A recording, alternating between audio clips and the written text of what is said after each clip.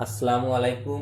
Class 8-এর 2021 সালের যে online geography class চলছে, দেখো আমাদের অস্থিত পৃথিবী চলছে এবং অস্থিত পৃথিবী এর আগের ক্লাসে আগ্নেয়গিরি থেকে অগ্নুৎপাত হয় কেন এই পর্যন্ত হয়েছিল। আজকে তার পরবর্তী অংশ জানবো। তাহলে চলো, আজকে আবার আমাদের আলোচ্য বিষয় হচ্ছে অস্থিত পৃথিবী। অস্থিত পৃথিবী, প্রতিটা ক্লাসে আমি পড়াতে গিয়ে অস্থিত পৃথিবী কেন নামকরণ হয়েছে বলেছি, আজকে আর বলছি না। দেখো যে অস্থিত পৃথিবী কেন নামকরণ করা হয়েছে, এই চ্যাপ্টারটার নাম। দেখো, এর আগের ক্লাসে আমরা কি জেনেছি, যে আগ্নেয়গিরি থেকে কেন অগ্নুৎপাত হয় জেনেছি। আজকে আগ্নেয়গিরিগুলো শ্রেণী বিভাগ করব, যে আগ্নেয়গিরিকে কয় ভাগে ভাগ করা যায়। আগ্নেয়গিরিকে প্রধানত 3 ভাগে ভাগ করা যায়। তাহলে আগ্নেয়গিরিকে প্রধানত আমরা 3টে ভাগে ভাগ করি।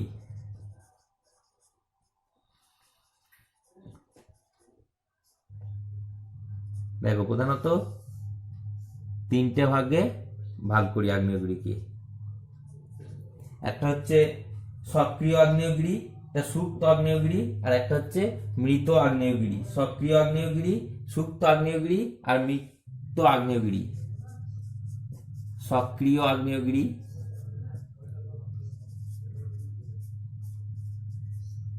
সক্রিয় আগ্নেয়গিরি, একটা হচ্ছে সুপ্ত আগ্নেয়গিরি,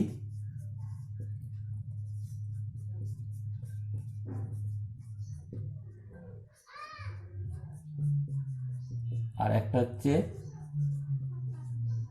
মৃত আগ্নেয়গিরি।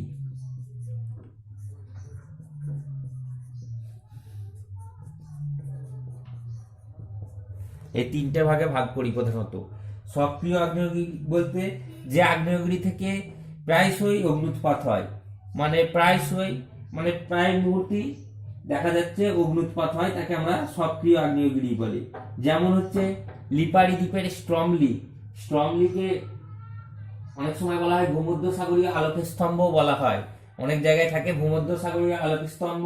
কেন বলা হয়, কাকে বলা হয় এবং কেন বলা হয়, এইখান থেকে প্রায়শই অগ্নুৎপাত হয়। তা কি এই জন্য এই লিপারি দ্বীপের স্ট্রমলিকে বলা হয় ভূমধ্যসাগরীয় আলোক স্তম্ভ।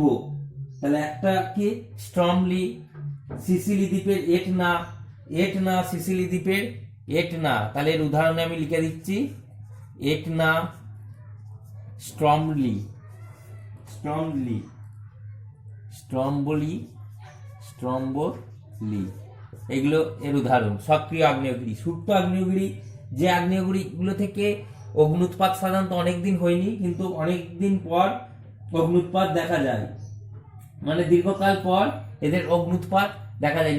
দীর্ঘকাল ধরে নিষ্ক্রিয় থাকে, তারপর হঠাৎ করে অগ্নুৎপাত দেখা যায়, তাদের বলা হয় সক্রিয় আগ্নেয়গিরি। এই আগ্নেয়গিরিগুলো কিন্তু অত্যন্ত বিপজ্জনক। কারণ মানুষ কি ভাবে যে এই আগ্নেয়গিরি থেকে আর অগ্নুৎপাত হবে না, কিন্তু হঠাৎ করে দেখা যায় যে অগ্নুৎপাত হয়েছে। যেমন আমরা দেখেছি ইন্দোনেশিয়ার যে ক্রাকাতোয়া আগ্নেয়গিরি আছে ইন্দোনেশিয়ায়, সেই ক্রাকাতোয়া আগ্নেয়গিরি থেকে হঠাৎ করে 200 বছর পর অগ্নুৎপাত হয় এবং ইন্দোনেশিয়ার 3টে প্রধান শহরকে একবারে ধ্বংস করে দেয়।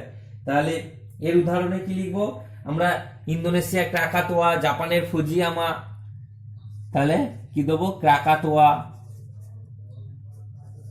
এই কিন্তু নামগুলো তোমাদের মুখস্থ করতে হবে, এই আগ্নেয়গিরিগুলো, কারণ এগুলো তোমাদের অনেক সময় শর্ট কোশ্চেনে আসবে, যে ফুজিয়ামা কোথাকার আগ্নেয়গিরি, তখন তোমাদের লিখে দিতে হবে জাপানের ফুজিয়ামা। আর মৃত আগ্নেয়গিরি, যে আগ্নেয়গিরি থেকে অগ্নুৎপাত হয় না বললেই চলে, মানে এগুলো একবারে প্রায় নিষ্ক্রিয় হয়ে গেছে, তাদের বলা হচ্ছে নিষ্ক্রিয় আগ্নেয়গিরি। যেমন মায়ানমারের পোপো, মেক্সিকোর পারকুটিন, মেক্সিকোর পারকুটিন। তোমাদের এই যত কিন্তু এগুলো উদাহরণগুলো আছে, সেগুলো তোমাদের মুখস্থ করতে হবে। তাহলে কি হবে, মায়ানমারের পোপো, মেক্সিকোর পারকুটিন। এখানে আমি যে দুটো উদাহরণ দিয়েছি বলে কেবল দুটো পড়বে এটা হবে না, তোমাদের যত আগ্নেয়গিরি থেকে উদাহরণগুলো আছে তোমাদের মোটামুটি পড়তে হবে। দেখো, তাহলে এই হয়ে গেল আমাদের যে আগ্নেয়গিরি শ্রেণীবিভাগ। আগ্নেয়গিরি কে কয় ভাগে ভাগ করা যায়, প্রধানত 3টে ভাগে ভাগ করা যাচ্ছে। কি অনুসারে ভাগগুলো করা হচ্ছে, অগ্নুৎপাত অনুসারে। যেগুলো সক্রিয় আগ্নেয়গিরি, এগুলো প্রায়শই অগ্নুৎপাত ঘটে। সুপ্ত আগ্নেয়গিরি সাধারণত অগ্নুৎপাত হয় না, কিন্তু হঠাৎ করে কয়েক বছর পর যে অগ্নুৎপাত ঘটে যায়, যেমন 200 বছর পর ইন্দোনেশিয়া ক্রাকাতোয়াতে হয়। আর মৃত আগ্নেয়গিরি যেগুলো অগ্নুৎপাত হওয়ার আর আশঙ্কা নেই, সেগুলোকে বলা হচ্ছে মৃত আগ্নেয়গিরি। এবং এদের উদাহরণগুলোও তোমাদের পড়তে হবে, যদি আসে উদাহরণ সমেত আসে যে সক্রিয় আগ্নেয়গিরি কাকে বলে। ধরো শুধু বলেছে সক্রিয় আগ্নেয়গিরি কাকে বলে, তোমাদের কিন্তু উদাহরণ দিতে হবে, নাহলে কিন্তু নাম্বার কাটা যাবে। ভূগোলে চিত্র, উদাহরণ, বৈশিষ্ট্য এগুলো বেশি বেশি দিতে হবে, কিন্তু 2 নম্বর প্রশ্ন থেকেই এগুলো চিত্র দেওয়া শুরু করতে হবে। 1 নম্বরে দিতে হয় না, কিন্তু 2 নম্বরে থেকে দিতে হয়। দেখো অনেক সময় তোমাদের আসে আ কি আর পা হো হো কি। আ আ আ কি, এই দুটো প্রশ্ন অনেক সময় দেখা যায় আসছে, এইগুলোর মধ্যে পার্থক্য আসতে পারে। আ কি আর পা হো হো কি, এই দুটো প্রশ্ন অনেক সময় পার্থক্যও আসতে পারে, বা 1 নম্বরেরও আসতে পারে, বা দুটো দিয়ে বললে আ কি ও পা হো কি 2 নম্বরে একসাথে দিয়ে দিতে পারে। এই আটা সাধারণত ইন্দোনেশিয়ায় আ কথাটা বলা হয়, ইন্দোনেশিয়ায় আ কথাটা বলা হয়। কি হয়, ইন্দোনেশিয়ার আগ্নেয়গিরি থেকে যখন একটা গাঢ় সান্দ্র লাভা বাইরের দিকে বের হয়, গাঢ় সান্দ্র যখনই ম্যাগমা বাইরে বার হবে তাকে আমরা কি বলবো, লাভা বলবো। যখনই বাইরে, তাহলে গাঢ় সান্দ্র ইন্দোনেশিয়ায় যে লাভা বার হয় তাকে বলা হচ্ছে আ। এইটার মূল বৈশিষ্ট্য হচ্ছে গাঢ়, এইটার মূল বৈশিষ্ট্য হচ্ছে গাঢ়। গাঢ় মানে কি আমরা জানি ঘন, এটা হচ্ছে গাঢ় হচ্ছে এটাকে, এটার মূল বৈশিষ্ট্য হচ্ছে গাঢ়। আর যখনই গাঢ় হবে তখন কি হবে, লাভাটা বেশি দূর প্রবাহিত হবে না, বেশি দূর প্রবাহিত হতে পারবে না, গাঢ় মানে মোটা হয়ে থাকবে।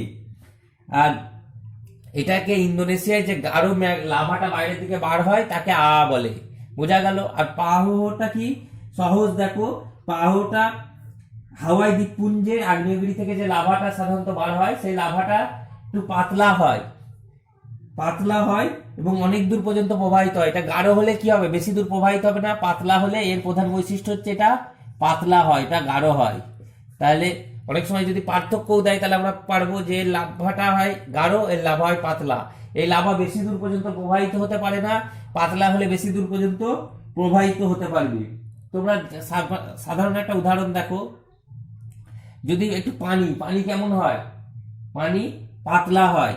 সেই তুলনায় তোমরা আলকাতরা দেখেছো বা মবিল দেখেছো, যদি একই একই 500 ml ধরো মবিল নিলে আর 500 পানি নিলে, দেবে পানিটা বেশি দূর পর্যন্ত গড়িয়ে যাবে, কারণ পাতলা হয়। আর এটা বেশি দূর পর্যন্ত গাঢ় হওয়ার জন্য বেশি দূর পর্যন্ত প্রবাহিত হতে পারবে না।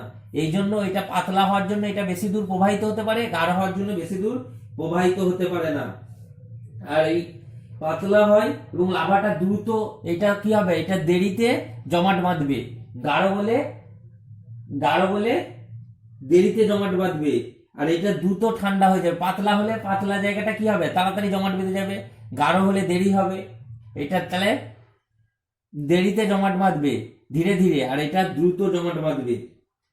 আর এই লাভাটা অনেকটা কুঁচকে গিয়ে তাড়াতাড়ি কি হয়, যখনই জমাট বাঁধে কুঁচকে গিয়ে একটা পাকানো দড়ির মতো দেখতে হয়, যে দড়িগুলো হয় না, পাকানো দড়ির মতো দেখতে হয়, পাকানো দড়ির মতো এই লাভাগুলো অনেকটা দেখতে হয়। তাহলে আ কি পাহ কি এগুলো যদি 2 নম্বরে আসে, আমরা নিশ্চয়ই এবার উত্তরটা দিতে পারবো। এরপরে দেখো আমরা যেটা জানবো, ভূমিকম্পের কেন্দ্র আর উপকেন্দ্র। ভূমিকম্পের কেন্দ্র এবং উপকেন্দ্র। ভূ অভ্যন্তরের যে কম্পন ভূপৃষ্ঠের উপরে ছড়িয়ে পড়ে তাকে আমরা ভূমিকম্প বলি। আমরা জানি ভূ অভ্যন্তরের ভিতরের যে কম্পন পৃথিবী পৃষ্ঠের উপরে যেটা ছড়িয়ে পড়ে, ভূকম্পন মানে পৃথিবী কম্পন, তাকেই ভূমিকম্প বলি। এই ভূমিকম্পের প্রধানত দুটো বিষয় থাকে, ভূমিকম্পের একটা হচ্ছে কেন্দ্র আর একটা হচ্ছে উপকেন্দ্র। ভূমিকম্পের কেন্দ্র আর উপকেন্দ্র, ভূমিকম্পের কেন্দ্র আর উপকেন্দ্র। ভূমিকম্পের অনেক তোমাদের আজকে শর্ট কোশ্চেন টাইপের প্রশ্ন আলোচনা হচ্ছে, ভালো করে ক্লাসটা করবে, দেখো এটি অনেকটা মুখস্থ হয়ে যাবে। ভূমিকম্পের কেন্দ্র আর একটা হচ্ছে ভূমিকম্পের উপকেন্দ্র।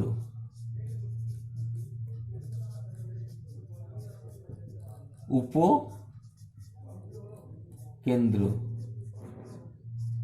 দেখো ভূমিকম্পের কেন্দ্র বলতে পৃথিবীর অভ্যন্তরে যেখানে ভূমিকম্পের উৎপত্তি হয় তাকে বলা হচ্ছে ভূমিকম্পের কেন্দ্র। পৃথিবীর অভ্যন্তরে যেখানে ভূমিকম্পের উৎপত্তি হয় তাকে বলা হচ্ছে ভূমিকম্পের কেন্দ্র। এটা যদি আমি পৃথিবী ধরি, এইখানে ধরো উৎপত্তি হলো ভূমিকম্পের কেন্দ্র, উৎপত্তি হলো, তাহলে সেটা হচ্ছে ভূমিকম্পের কেন্দ্র। এটাকে বলা হচ্ছে কেন্দ্র। কিসের? ভূমিকম্পের কেন্দ্র। ভূমিকম্পের কেন্দ্র পৃথিবীর অভ্যন্তরে যেখানে ভূমিকম্পের উৎপত্তি হয় তাকে বলা হচ্ছে ভূমিকম্পের কেন্দ্র। আর উপকেন্দ্র ভূমিকম্পের কেন্দ্রের ঠিক সোজাসুজি উপরে লম্বভাবে অবস্থিত ভূপৃষ্ঠের যেখানে প্রথম কম্পন অনুভূত হয় তাকে উপকেন্দ্র বলে। ভূমিকম্পের কেন্দ্রের ঠিক সোজাসুজি উপরে অবস্থিত ভূপৃষ্ঠের উপরে অবস্থিত যে স্থানে প্রথম কম্পন অনুভূত হয় তাকে উপকেন্দ্র বলে। এই যে কেন্দ্র, এর উপরে যে লম্বভাবে উপরে যে অবস্থান করছে ভূপৃষ্ঠে, একে বলা হচ্ছে ভূমিকম্পের উপকেন্দ্র। তাহলে এইটা হয়ে গেল ভূমিকম্পের উপকেন্দ্র, এটা হয়ে গেল কেন্দ্র। বোঝা গেল? আশা করি সকলেই বুঝতে পেরেছো। ভূমিকম্পের এই নামটা শুনি দেখো বুঝে নেওয়া দরকার। এটা কেন্দ্র, মধ্যে, কেন্দ্রে যেখানে হচ্ছে, উপকেন্দ্র কেন্দ্রের উপরে, উপ মানে কি? উপরে। ভূমিকম্পের কেন্দ্রের ঠিক উপরে অবস্থিত স্থানকে ভূমিকম্পের উপকেন্দ্র বলে। অনেক সময় কেন্দ্র উপকেন্দ্রের মধ্যে পার্থক্য আছে। এরপরে তোমাদের দেখবে পি তরঙ্গ, এস তরঙ্গ, এল তরঙ্গ সম্পর্কে জানতে হয়। পি মানে হচ্ছে প্রাইমারি ওয়েভ, প্রাথমিক তরঙ্গ, যে তরঙ্গের গতিবেগ সব থেকে বেশি। এগুলো নিয়ে আমি বেশি বলবো না, কারণ এটা আমি পৃথিবীর অন্দরমহল পড়া থেকে পড়িয়েছি। শুধু একবার জাস্ট আলোচনাটা করে দিচ্ছি বিষয়টা কি ছিল। পি ওয়েভ, এস ওয়েভ আর এল ওয়েভ। পি মানে প্রাইমারি ওয়েভ, এই প্রাথমিক তরঙ্গের সব থেকে গতিবেগ বেশি। এর গতিবেগ প্রায় 6 থেকে 7 কিমি, অনেক জায়গায় শুধু 6 কিমি পার সেকেন্ডও থাকে। দেখো এই পি তরঙ্গ কঠিন, তরল, গ্যাসীয় তিনটে মাধ্যমের মধ্যে দিয়ে যেতে পারে। এস তরঙ্গ হচ্ছে সেকেন্ডারি ওয়েভ, সেকেন্ডারি ওয়েভকে বলা হয় এস তরঙ্গ। এর গতিবেগ প্রায় 3 থেকে 5 কিমি, 3 থেকে 5 কিমি। এ কেবলমাত্র তরল এবং গ্যাসীয়র মধ্যে দিয়ে যেতে পারে, আর এই কঠিন, তরল, গ্যাসীয় তিনটে মাধ্যমেই যেতে পারে। আর এল তরঙ্গ বলতে একে বলে ল্যাটেরাল ওয়েভ বলে বা লাভ ওয়েভ বলে, মানে পৃষ্ঠ তরঙ্গ। পৃষ্ঠ তরঙ্গ, এই তরঙ্গের গতিবেগ সব থেকে কম। এর গড় গতিবেগ 3 থেকে প্রায় 4 কিমি। এর গড় গতিবেগ প্রায় 3 থেকে 4 কিমি। আর এই পৃষ্ঠ তরঙ্গের মাধ্যমে সব থেকে ক্ষয়ক্ষতি বেশি হয়। ভূমিকম্প সাধারণত ক্ষয়ক্ষতি বেশি হয় এই পৃষ্ঠ তরঙ্গের মাধ্যমে। তাহলে তোমরা নিশ্চয়ই এত দূর পর্যন্ত বুঝতে পেরেছো। আজকের ক্লাস আমি আর বেশি দূর আগাচ্ছি না, নাহলে আমার ইচ্ছা ছিল তা করেই দিচ্ছি। দেখো ভূমিকম্প মাপক দুটো যন্ত্র আছে, ভূমিকম্পের তীব্রতা মাপক দুটো যন্ত্র আমি অল্পের মধ্যে ছেড়ে দিচ্ছি। দেখো, সিসমোগ্রাফ এবং রিক্টার স্কেল। কি? সিসমোগ্রাফ এবং রিক্টার স্কেল। সিসমোগ্রাফ হচ্ছে এই দুটোর প্রধান যে পার্থক্য, সিসমোগ্রাফ এবং রিক্টার স্কেল দুটি হচ্ছে ভূমিকম্পের তীব্রতা মাপক যন্ত্র। একটা কম্পনের মাধ্যমে বোঝানো হয় আর একটাকে বোঝানো হয় স্কেলের মাধ্যমে।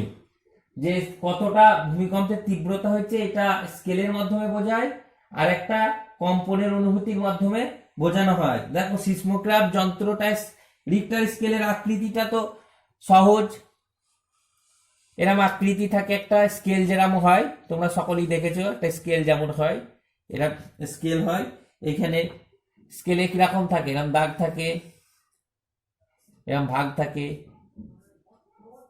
তাই তো। এরকম ধরো এখানে 3 থাকলো, 4 থাকলো, 5 থাকলো, 6 থাকলো, 7 থাকলো, এখানে 1 2 3 4 5 6 7 8 9 10 এরকম করে যায়। এক একটা মান থেকে 3 থেকে 4, মানে একটা ঘরের মাধ্যমে এই কম্পনের মাত্রা 3 থেকে 4 যেতে গেলে এর মধ্যে ছোট ছোট 10টা ভাগ আছে। তাহলে 3 থেকে 4 যেতে গেলে তার 10 গুণ বৃদ্ধি পায় তীব্রতা, মানে 3 থেকে 4 যেতে গেলে ভূমিকম্পের তীব্রতা 10 গুণ বৃদ্ধি পায়। আর সাধারণত রিক্টার স্কেলে 5 থেকে বা 6 থেকে যখন বেশি হয়, 6 থেকে যখন ভূমিকম্পের তীব্রতা রিক্টার স্কেলের মান 6 থেকে বেশি হয় তখন ব্যাপক ক্ষয়ক্ষতি হয়। 6 মাত্রা যখন বেশি হয় তখন ব্যাপক ক্ষয়ক্ষতি হয়। তাহলে রিক্টার স্কেলে যখন ভূমিকম্পের মাত্রা 6-এর থেকে বেশি হয় তখন ব্যাপক ক্ষয়ক্ষতি হয়। রিক্টার স্কেলের আকৃতিটা অনেকটা এই টাইপের।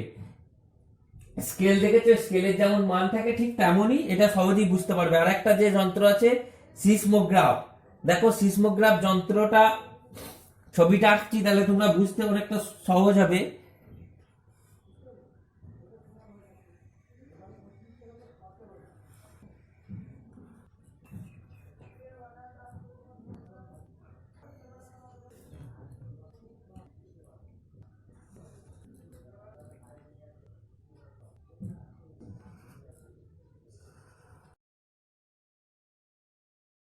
ছোট ছোট ছোট পড়বে, আর যত ভূমিকম্পে বেশি হবে তত দিকে দিকে বড় বড় হতে থাকবে। সেই অনুযায়ী ভূমিকম্পের তীব্রতাটা মাপা হয়। এটা মানে দাগ যত বড় হয়েছে উপর নিচে তত ভূমিকম্প তীব্রতা বেশি হয়েছে, দাগ যত এরকম ছোট ছোট হবে, এরকম দাগ হবে, তত তীব্রতা কম হয়েছে। আর যত এরকম বাড়তে থাকবে তত ভূমিকম্পের তীব্রতা বেশি হবে। এইটার মাধ্যমে, এই দাগের মাধ্যমে বোঝানো যায়, আর এইটা স্কেলের মাধ্যমে বোঝানো হয়। এই হয়ে গেল ভূমিকম্পের তীব্রতা মাপক দুটো যন্ত্র, রিক্টার স্কেল এবং সিসমোগ্রাফ। তাহলে আজকের ক্লাস আমি এখানেই শেষ করছি।